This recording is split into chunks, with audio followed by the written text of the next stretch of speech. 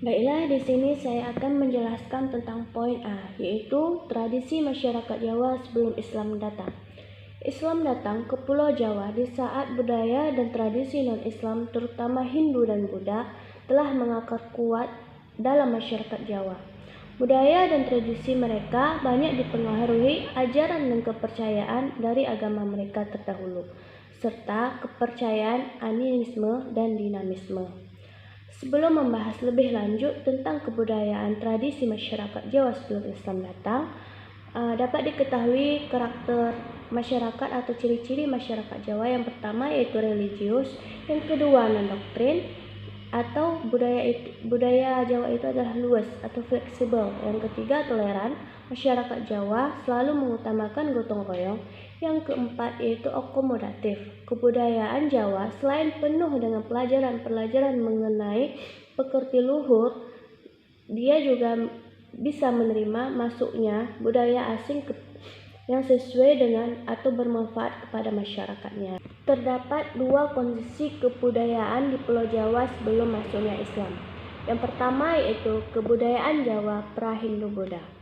Kebudayaan masyarakat Indonesia, khususnya Jawa, sebelum datangnya pengaruh agama Hindu-Buddha, sangat sedikit yang dapat dikenal secara pasti. Sebagai masyarakat yang masih sederhana, wajar bila tampak bahwa sistem animisme dan dinamisme merupakan inti kebudayaan yang mewarnai seluruh aktivitas kehidupan masyarakatnya. Animisme yaitu sebuah paham yang berdasarkan keyakinan pada peranan makhluk halus atau roh-roh atau anima.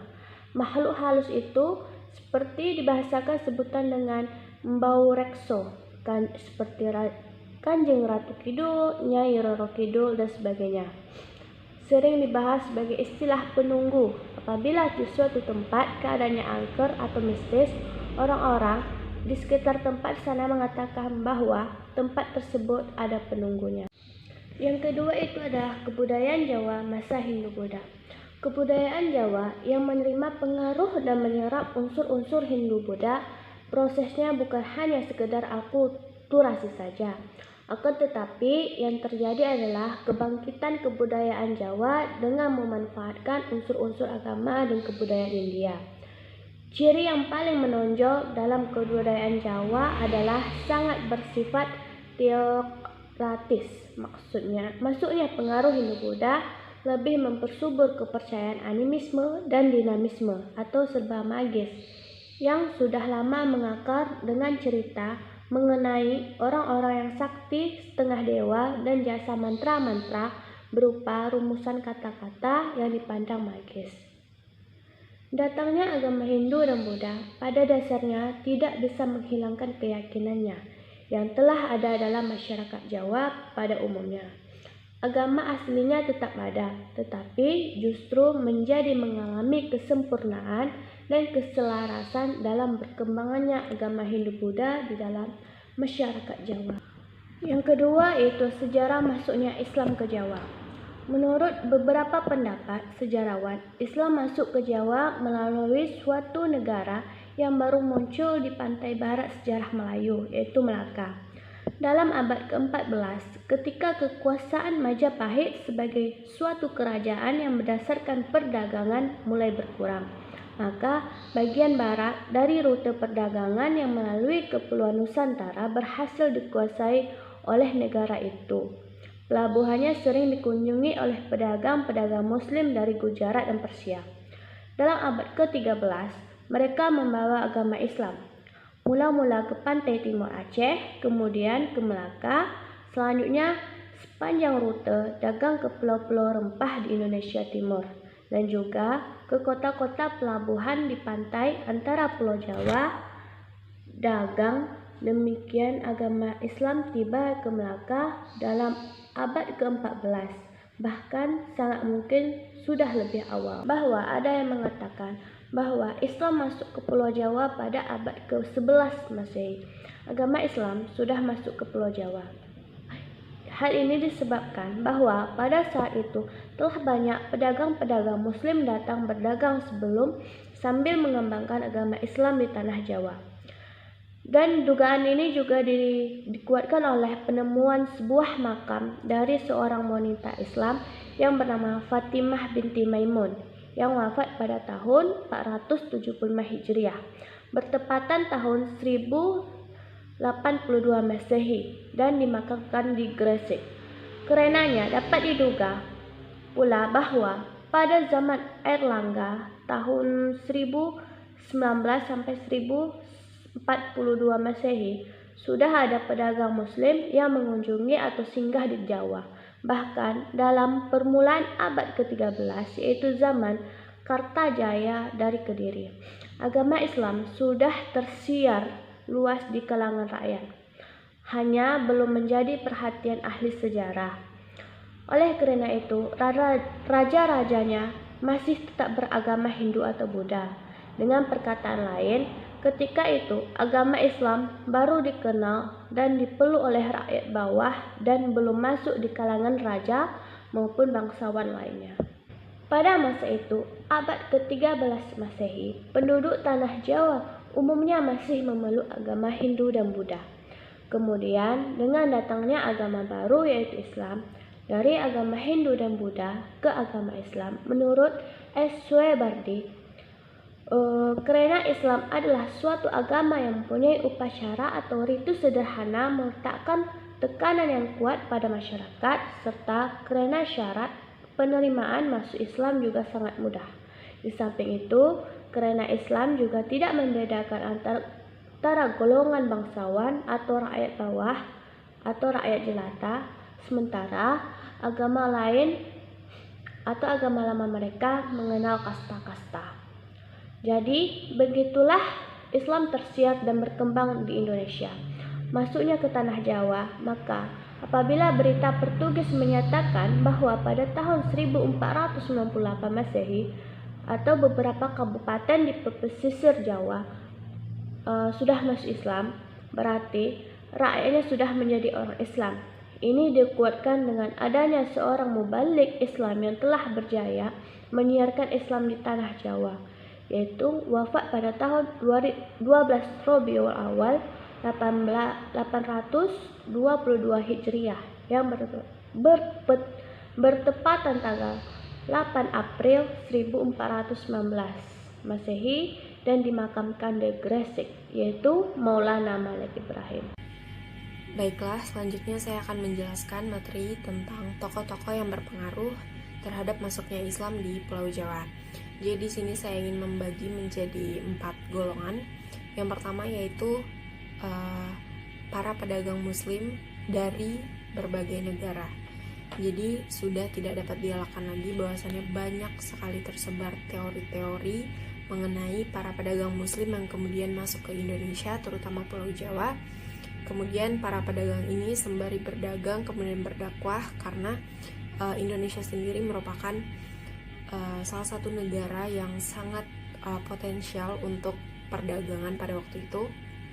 Maka mereka berdagang sekaligus berdakwah, dan tidak sedikit daripada pedagang ini merupakan bangsawan. Maka sultan-sultan dan raja-raja pada waktu itu tertarik untuk menikahkan putrinya dengan para pedagang itu. Oleh karena itu, melalui satu golongan ini terciptalah dan tersebarlah Islam melalui perdagangan sekaligus perkawinan.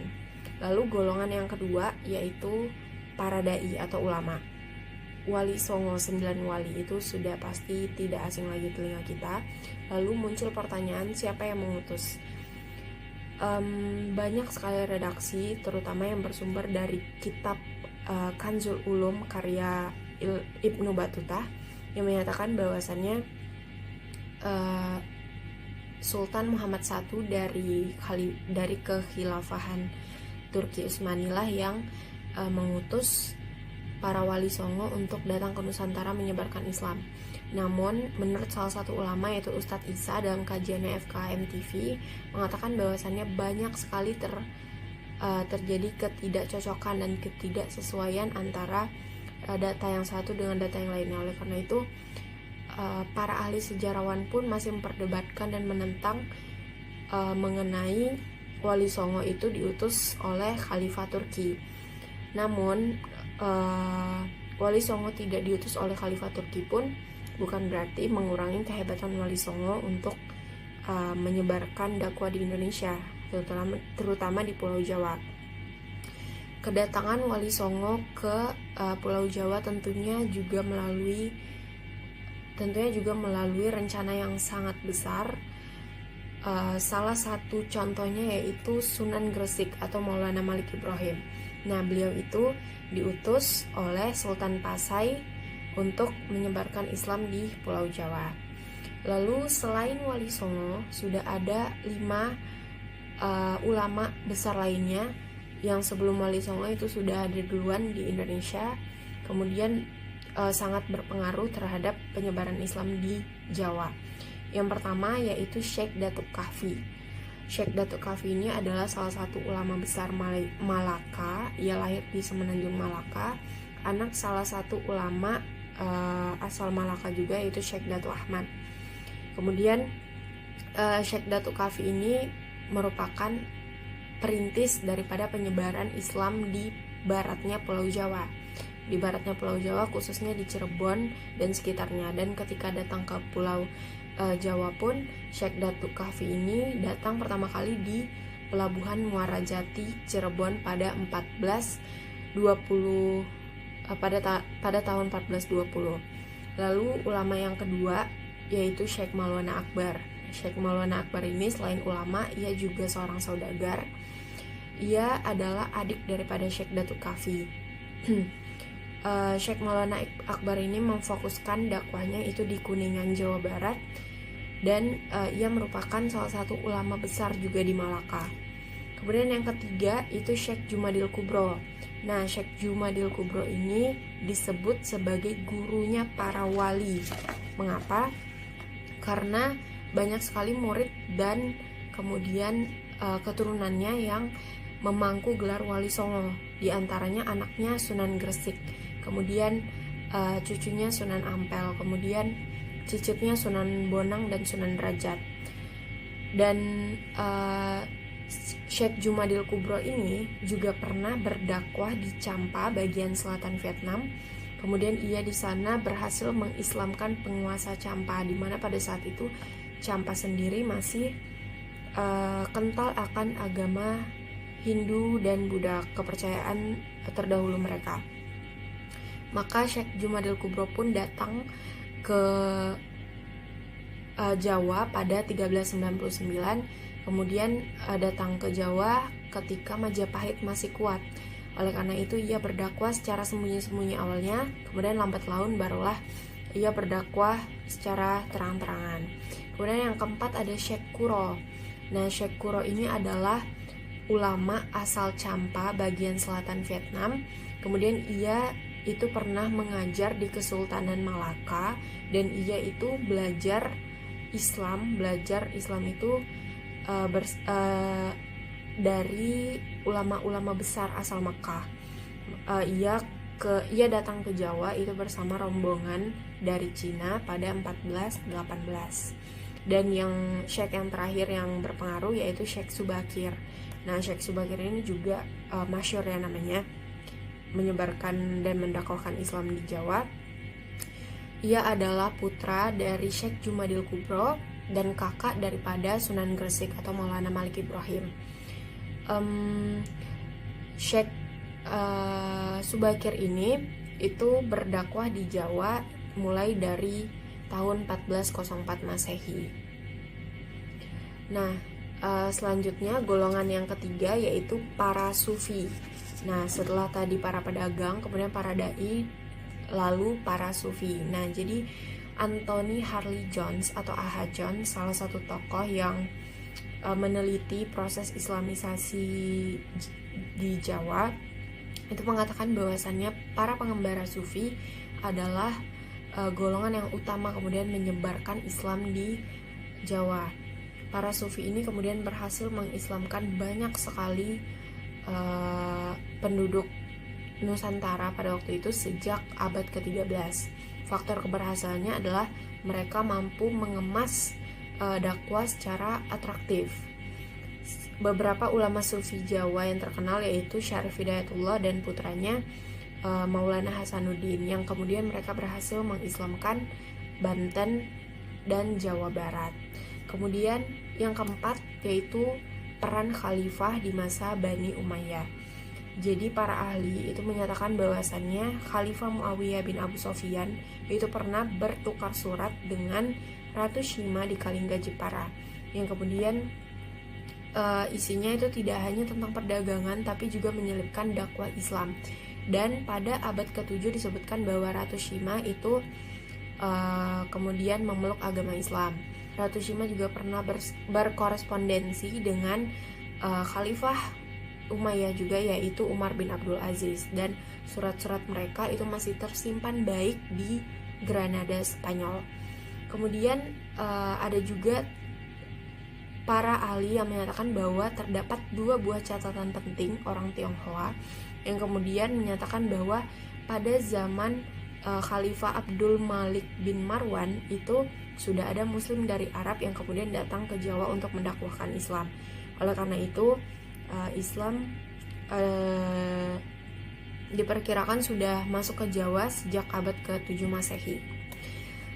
Selanjutnya yaitu kerajaan-kerajaan besar di Jawa.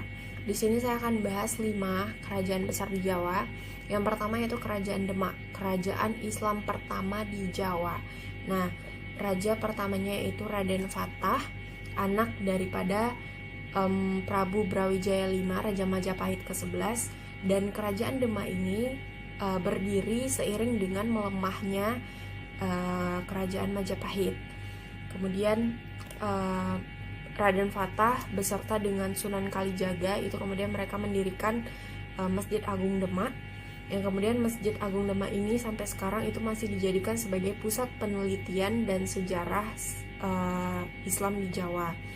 Dan Masjid Agung Demak ini dahulunya juga kemudian merupakan tempat pusat untuk berhubungan dengan Islam, dengan ulama-ulama Islam di internasional, baik itu dari Tanah Suci maupun ke Khalifah Turki Utsmani. Kemudian kerajaan yang kedua yaitu Kerajaan Pajang. Nah, Kerajaan Pajang ini merupakan pewaris daripada Kerajaan Demak. Kerajaan Pajang ini letaknya di Kartasura di pedalaman Jawa. Oleh karena itu disebutkan bahwa Kerajaan Pajang ini merupakan kerajaan pertama Islam di pedalaman Jawa. Nah, Kerajaan Pajang ini memiliki raja pertama yaitu Jaka Tingkir, yang kemudian ia berhasil memperluas wilayah kekuasaannya sampai ke Jawa Tengah. Namun Kerajaan Pajang ini kemudian berakhir pada 1618 setelah memberontak kepada Kerajaan Mataram. Kerajaan selanjutnya yang dibahas yaitu Kerajaan Mataram. Kerajaan Mataram ini lahir karena adanya perjanjian antara Jaka Tingkir dengan Kiai Gede Pemanahan atau Ki Ageng. Jadi Jaka Tingkir ini menjanjikan akan memberikan bumi Mataram kepada Kiai Gede jika Kiai Gede ini bisa mengalahkan musuhnya. Maka dikalahkanlah musuhnya, musuh Jaka Tingkir, maka Jaka Tingkir pun memberikan bumi Mataram kepada Kiai Gede. Dan Kiai Gede ini adalah raja pertama daripada Kerajaan Mataram. Setelah itu ia digantikan oleh Senopati, selanjutnya digantikan oleh Sultan Agung, dan Sultan Agung kemudian berhasil membuat Jawa Timur berada di bawah kekuasaannya pada 1619. Kerajaan yang keempat yaitu Kerajaan Cirebon. Nah, Kerajaan Cirebon ini adalah kerajaan pertama Islam di Jawa Barat. Kerajaan Cirebon ini didirikan oleh Sunan Gunung Jati yang kemudian punyai hubungan darah dengan Raja Pajajaran, Kerajaan Pajajaran. Kemudian setelah berhasil mendirikan Kerajaan Cirebon, Sunan Gunung Jati kemudian menghancurkan Kerajaan Pajajaran karena pada saat itu Kerajaan Pajajaran tidak menganut agama Islam. Maka Sunan Gunung Jati pun menguasai Demak, menguasai daerah Cirebon pada waktu itu. Karena Sunan Gunung Jati merupakan salah satu wali Songo, maka ia sangat dihormati oleh raja-raja Islam di kerajaan lainnya seperti raja dari kerajaan Demak, raja dari kerajaan Pajang dan sebagainya. Dari Cirebon ia kemudian mengembangkan Islam ke Majalengka, kemudian ke Kuningan, ke Kawali, ke Sunda Kelapa sampai ke Banten. Nah, kerajaan terakhir yang dibahas di sini adalah kerajaan Banten. Jadi setelah tadi Sunan Gunung Jati berdakwah di Banten, kemudian ia kembali ke Cirebon. Lalu ia mengutus anaknya Hasanuddin untuk berkuasa di Banten. Kemudian Hasanuddin berhasil memerdekakan Banten, maka Hasanuddin disebutkan sebagai raja pertama daripada kerajaan Banten.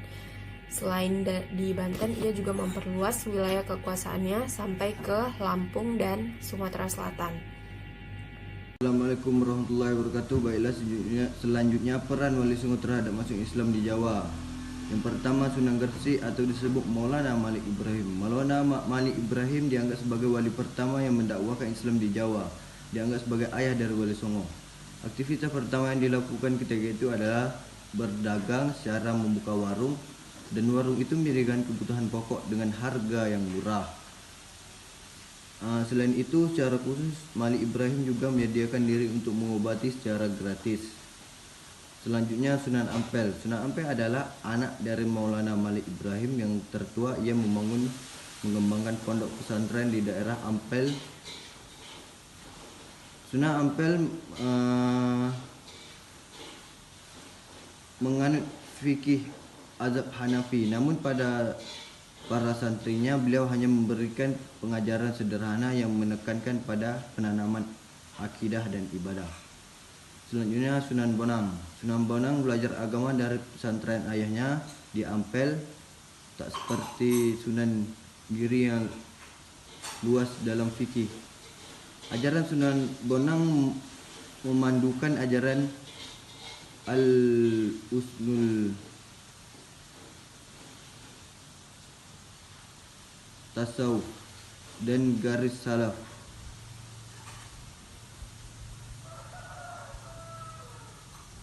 Selanjutnya, Sunan Derajat atau Raden Kasim. Beliau menekankan kedermawaan, kerja keras dan peningkatan kemakmuran masyarakat. Selanjutnya, Sunan Kudus. Beliau memiliki keahlian khusus di bidang agama, terutama dalam ilmu fikih. Hanya ia yang mendapatkan julukan Wali al-Ilm, yaitu wali yang luas ilmunya. Cara-cara berdakwah atau strategi pendekatan pada masa itu memberikan asda istiadat yang sulit diubah, merangkul musyawarat masyarakat Hindu seperti larangan menyembelih sapi, karena dalam agama Hindu sapi adalah binatang suci keramat. Yang keenam, selanjutnya Sunan Giri. Beliau mendirikan pesantren di daerah perbukitan desa Sidomukti. Pesantren tidak hanya dipergunakan sebagai tempat pendidikan dalam arti sempit, namun juga sebagai pusat pengembangan masyarakat.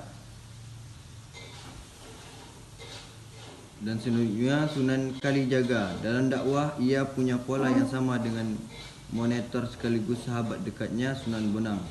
Ia memilih kesenian dan kebudayaan sebagai sarana untuk berdakwah penyebaran Islam. Selanjutnya Sunan Muria. Gaya berdakwahnya banyak mengambil cara ayahnya Sunan Kalijaga, namun berbeda dengan sang ayah. Sunan Muria lebih suka tinggal di daerah yang sangat terpencil, jauh dari pusat kota untuk menyebarkan agama. Yang selanjutnya, yang ke-9, Sunan Gunung Jati. Sunan Gunung Jati sebelum meletakkan dasar agama Islam berbagai perdagangan orang Islam, terlebih dahulu menunaikan rukun yang kelima, naik haji ke Mekah belum tiba di kerajaan Sultan Demak sebagai Haji Soleh. Baiklah, hanya itu yang saya dapat sampaikan. Kurang dan lebih saya mohon maaf.